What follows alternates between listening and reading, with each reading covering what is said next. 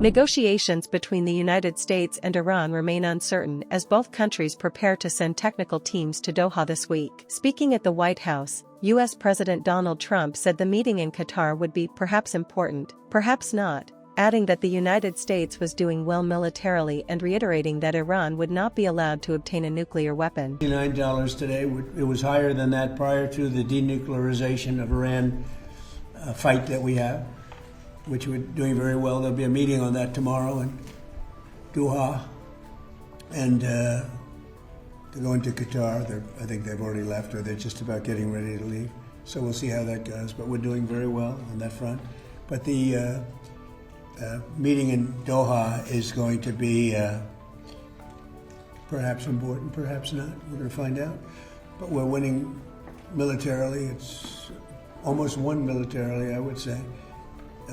And it's really very simple. It's the denuclearization of Iran. We don't want them to have a nuclear weapon, and they're not going to have a nuclear weapon. And they've agreed to that, in all fairness.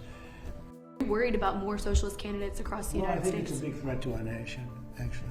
However, Iran's foreign ministry said no negotiations with the American side were scheduled in the coming days, stressing that its technical delegation's visit to Qatar had no relation to the U.S. team's visit. The uncertainty highlights the fragility of a 60-day memorandum of understanding under which both sides agreed to halt attacks, discuss Iran's nuclear program and negotiate a permanent truce after months of conflict. According to Reuters, U.S. negotiators, led by Special Envoy Steve Witkoff and Jared Kushner, are expected in Qatar this week. Iranian officials, meanwhile, said any planned discussions would focus on managing the Strait of Hormuz and reducing tensions, while technical teams from both countries are expected to meet separately with Qatari and Pakistani mediators. The Strait of Hormuz remains at the center of tensions. Marine traffic reported that shipping continued despite security threats, including attacks on 2 commercial vessels over the weekend, with 108 verified vessel transits recorded over 3 days. Iran has also insisted that any demining operations in the strait should be carried out solely by Tehran under the terms of the Memorandum of Understanding,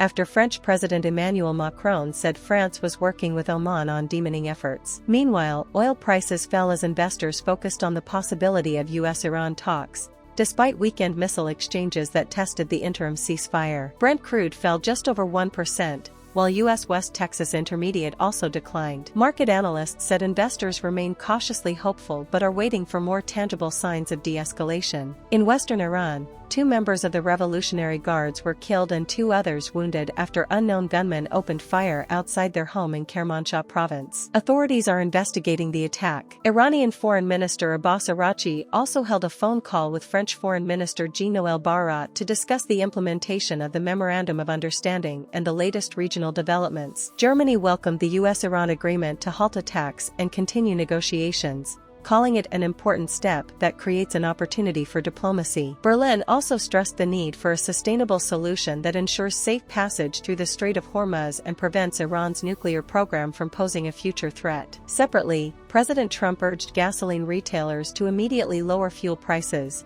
warning on Truth Social that there would be big problems if they failed to do so. He accused retailers of price gouging and called for gasoline prices to be targeted at around $2.50 per gallon. In Sri Lanka, authorities announced fuel price cuts of up to 6% following the decline in global energy prices after the United States and Iran agreed to pursue talks aimed at ending their conflict.